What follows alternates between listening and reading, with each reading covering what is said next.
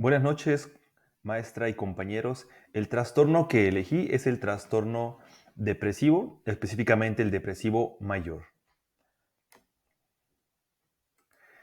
Esta presentación la haré de la siguiente manera. Ese es el índice, como iré abordando los temas que estarán en este caso que voy a exponer. El caso que elegí es el de Andrew Quinn. Andrew Quinn es un hombre de negocios de 60 años de edad. Él va a consulta con su psiquiatra de siempre después de que haya fallecido su hijo, el cual se suicidó al estar enfrentando una, una terrible depresión mayor, justamente, y también porque consumía algunos estupefacientes. El señor Quinn quedó destrozado por la muerte de su hijo e incluso tenía pensamientos obsesivos al no haber sido un buen padre o al no haber podido evitar justamente el suicidio de su hijo. El diagnóstico inicial que le brinda el psiquiatra de primera instancia al señor Quinn es que él estaba presentando pues una reacción normal ante el duelo, dada la condición que suelen presentar en el duelo como una tristeza recurrente por la pérdida de un ser querido, pues justamente con esa condición el psiquiatra pues le hizo saber que estaba viendo un duelo normal, un duelo natural, y que pues sí lo atendió, pero pues que no requería alguna atención mayor en ese momento. Sin embargo, el señor Quinn empezó a presentar después de la sexta semana eh, varias discapacidades. Él no veía mejoría en su estado de ánimo y le manifestó al psiquiatra que se habían intensificado los sentimientos de tristeza, de cansancio, de inutilidad e inclusive su alteración del ciclo del sueño. El señor Quinn refería que no podía dormir y que se levantaba a las 4 de la mañana, lo cual estaba haciendo una merma considerable en su estilo de vida. El señor Quinn ya tenía antecedentes de depresión mayor con anterioridad y había llevado anteriormente también un tratamiento psicológico y medicación antidepresiva. Por lo tanto, en ese momento, al que los síntomas eran mayores e intensos, en ese momento el señor Quinn fue diagnosticado por su psiquiatra con trastorno depresivo mayor. Y viene algo bien importante en este caso, y es justamente esta diferencia que puede haber entre una reacción natural del duelo o un trastorno depresivo mayor.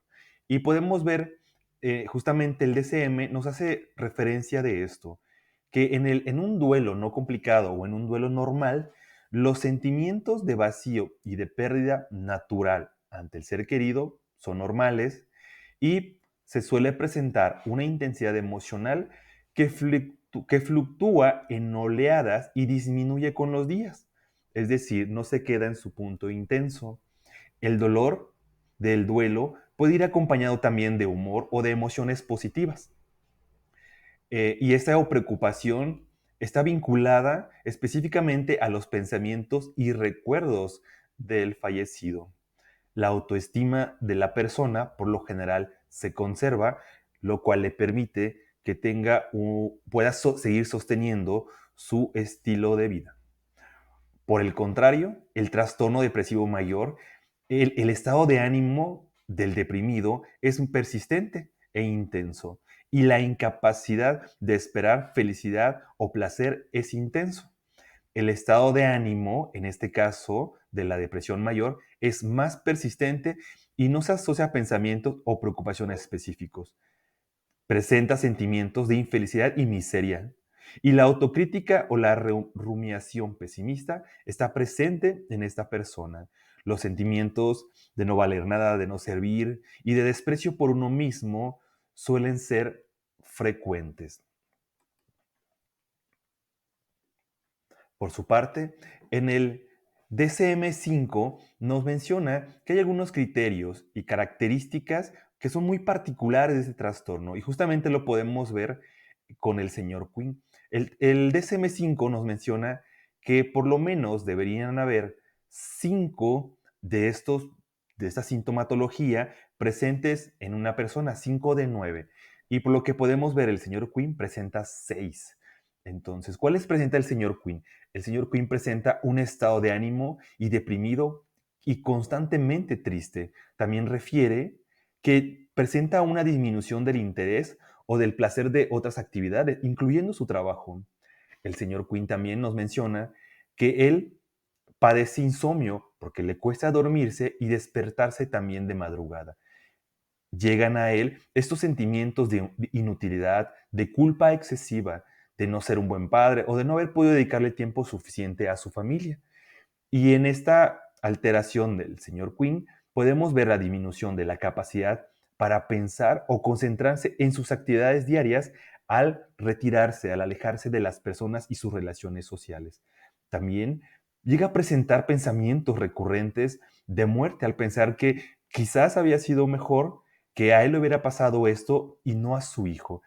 Entonces, el señor Quinn podemos ver que presenta estos síntomas y el DSM-5 nos dice que por lo menos deben presentar estos cinco síntomas en al menos 2 semanas de manera intensa.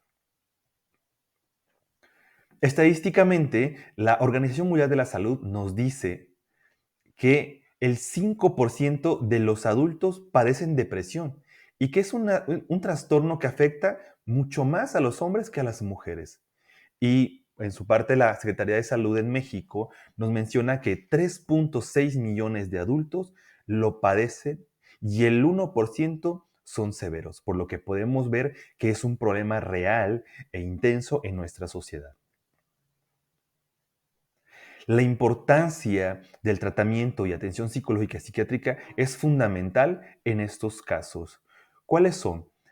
Por su parte, la Organización Panamericana de Salud nos hace mención que, que existen 2 tipos de intervenciones que pueden favorecer a la rehabilitación de las personas con este trastorno. Uno de ellos son las intervenciones psicosociales, como la psicoeducación, que es pues mensajes fundamentales para la persona y los cuidadores. Que las personas puedan aprender, que puedan saber de qué se trata su trastorno, de qué se trata, pues todo este tipo de comportamiento y sintomatología y que puedan apoyarles al que padece el trastorno como a la familia a afrontarlo de manera asertiva. También nos dice que es importante la reducción del estrés y la fortaleza del apoyo social. ¿Qué quiere decir? Buscar que los agentes estresores alrededor de esta persona pues sean disminuyendo cada vez con mayor frecuencia y que también puedan apoyarse en toda esta red de apoyo. También nos menciona que es importante promover el funcionamiento adecuado en actividades diarias en la vida de la persona. Y en esto nos hace mención que hay algunas actividades diarias, también como el deporte, la meditación o algunos tipos de activaciones físicas que pueden ser beneficiosas para el desarrollo de esta persona de manera adaptativa. También nos menciona que uno de los tratamientos breves, importantes y que han tenido, digamos que una mayor aceptación y también un mayor, digamos, como resultados en este padecimiento, es justamente la terapia cognitivo-conductual. Y también nos hace mención que también es importante las intervenciones farmacológicas, y esto es administrando antidepresivos. En este caso de los antidepresivos, es importante también la psicoeducación hacia ello.